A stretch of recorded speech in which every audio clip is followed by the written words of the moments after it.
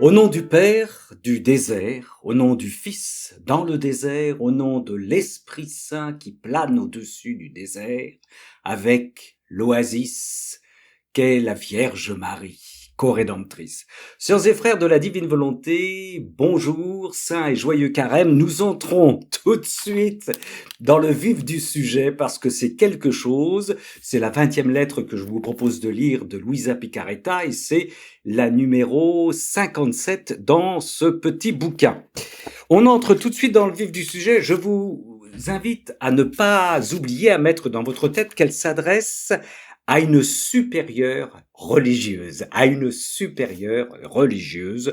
l'appelons l'autorité, la foi évidemment, et l'humour de Luisa Picaretta. Très révérende mère, merci pour vos saints vœux et vos chers souvenirs. Elle répond à une lettre, évidemment, de la mère supérieure. Je ne sais pas comment vous remercier. Le bon Jésus vous remercie à ma place, et de tout mon cœur, je vous renvoie vos souhaits. Point. Là, on change de registre. Mais voulez-vous savoir quel est mon souhait? Du coup, notre sœur Louisa reprend le pouvoir. Que le fiat divin puisse vous enlever votre volonté et vous donner la sienne afin de former en vous sa vie, son royaume et son ciel dans votre âme. Boum! Alors, on peut supposer, si on lit la lettre, ce souhait de Louisa, que elle n'avait pas pu obtenir cette religieuse supérieure, elle n'avait pas pu atteindre la divine volonté. Que le fiat divin puisse vous enlever votre volonté et vous donner la sienne afin de former en vous sa vie, son royaume et son ciel dans votre âme. Je ne sais pas si vous recevez les vœux de votre évêque. Moi, j'ai cette joie, ce plaisir, cet honneur. Faudrait du culot. J'ose pas encore le faire pour remercier mon évêque pour ses vœux et lui dire, moi, savez-vous ce que je vous souhaite, très cher père, que le fiat divin puisse vous enlever votre volonté. Bon, voilà. Ou à un responsable d'une communauté religieuse que nous connaissons. Elle poursuit, maintenant elle va dérouler son argumentaire. Oh, comme vous serez heureuse. Sous-entendu, vous ne l'êtes pas tout à fait. Vivre non plus d'une volonté humaine, et elle lui fait la leçon et ça continue, mais de la divine volonté. Ah bah oui, oui. Cela vous donnera la paix éternelle. Pour Louisa, divine volonté et paix sont imbriqués, sont irrémédiablement loués. Cela vous donnera la paix éternelle qui est si nécessaire pour former la lumière du jour dans notre âme. Le trouble, les peurs, les petites méfiances sont la nuit de l'âme et lui font voir toutes choses opposées à ce qu'elles sont. La nuit nous cache la chaleur du soleil divin et peut-être même Jésus lui-même. D'un autre côté, la paix est le sourire de l'âme. La paix est le sourire de l'âme et la source qui fait fleurir la petite terre de notre âme. Elle nous enlève le voile du trouble et nous révèle celui qui nous aime tant. Elle continue à lui faire sa catéchèse à notre mère supérieure. Mais si vous voulez la paix, vous devez vivre de la volonté divine, incontournable. Mais si nous voulons la paix, nous devons vivre de la divine volonté. Elle seule nous donne la vraie paix et enferme la patrie céleste dans notre cœur. Je vous prie de faire de... Alors ça c'est sublime, on rêve là. Je vous prie de faire de votre communauté le petit royaume du fiat voluntas tua sur terre comme au ciel. Si vous le faites, vous aurez une communauté florissante.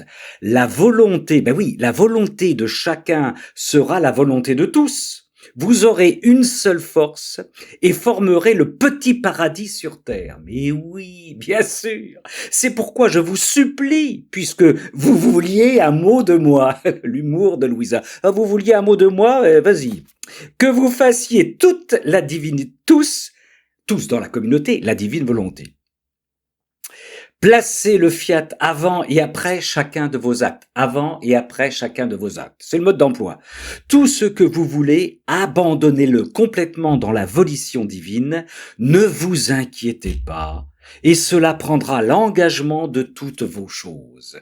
Elle termine, j'envoie le salut du divin fiat à ma chère cousine, la cousine doit être dans la communauté, on suppose, et je la supplie de se faire sainte et de ne jamais quitter la mer infinie de la volition divine. Troisième, quatrième couche. Dites-lui de prier pour moi comme j'assure que je le fais pour elle. Je me recommande beaucoup à vos prières et vous laissant traverser l'interminable mer du fiat. Sixième, septième couche, dis-je, votre servante la plus dévouée, Luisa Picaretta Corato, 16 avril 1929. Si vous connaissez des communautés religieuses à proximité, on rêve qu'elles deviennent la communauté du fiat voluntas tua, réunie par la seule et même volonté. Bien sûr, on en rêve. J'ai en mémoire une personne responsable d'une communauté chrétienne à qui j'avais envoyé, comme vous l'avez fait sans doute pour des personnes, par courriel régulier sur ma liste, sur mon mailing, n'est-ce pas, ma liste de diffusion, parlons français, donc j'avais envoyé quotidiennement des textes du livre du ciel. Puis un jour, cette personne m'a renvoyé un petit courriel me disant « Cher Ramon, cher frère, arrête de m'envoyer ces courriers, retire-moi de ton mailing, de ta liste de diffusion, j'ai en spiritualité tout ce qu'il faut. » Alors, dans ces cas-là, j'obéis tout de suite en répondant que ta volonté soit faite. Un peu d'humour aussi, on essaye à la Luisa Picaretta. Quelque temps après, cette responsable de communauté, que je ne charge absolument pas, elle a besoin de choses sensibles, nous a fait sur les réseaux sociaux, mais alors un foin à partir du film de Gad Elmaleh. Gad Elmaleh, vous savez, qui parle de ça et de probable conversion au catholicisme. Alors, je n'ai rien contre Gad Elmaleh, je ne le connais pas, enfin je connais sa trombine évidemment puisqu'il passe partout, mais je ne vais pas voir ses films, je n'écoute pas ses sketchs, j'ai autre chose à faire. Mais c'est pour vous dire que cette personne responsable d'une communauté chrétienne mettait dans la balance Gad Elmaleh là et notre divin vouloir, le livre du ciel là. Ah, c'est des choses qui peuvent arriver. Alors, je ne dis pas cela, encore une fois, pour charger cette personne qui a bien des soucis avec sa petite communauté, mes sœurs et frères, surtout pour vous lire un extrait du livre du ciel très clair, incroyablement pertinent de notre Seigneur Jésus qui s'adresse à Louisa et à chacun d'entre nous. C'est le 21 mai 1900 dans le livre 3. Encore une fois, on nous dit qu'il faut lire le livre 1, le livre 11. Tous les livres sont indispensables et je peux vous dire, si vous ne les avez pas encore lus, que les 2 et les 3 sont des pures régalades. Écoutez ce que dit Jésus à Louisa, mais donc à chacune et chacun de nous. Ma fille, sais-tu quel but je poursuis en ce qui te concerne, en ce qui vous concerne, en ce qui me concerne? Après une pause, il poursuivit. C'est intéressant. Louisa a noté après une pause pour qu'on cogite, qu'on se pose la question. Et voici la réponse. En ce qui te concerne, en ce qui nous concerne, frères et sœurs, mon but n'est pas d'accomplir en toi des choses éclatantes, dévisser des ampoules, il y a en ce moment des effusions de l'esprit. C'est très bien, on y est puisque nous sommes dans le Seigneur. Mais là, le Seigneur nous dit, en ce qui te concerne, mon but n'est pas d'accomplir en toi des choses éclatantes ou d'accomplir par toi des choses qui mettraient en relief mon travail. C'est incroyable. Ben, je la reprends. En ce qui te concerne, mon but n'est pas d'accomplir en toi des choses éclatantes ou d'accomplir par toi, par vous, par moi, des choses qui mettraient en relief mon travail. Le Seigneur poursuit.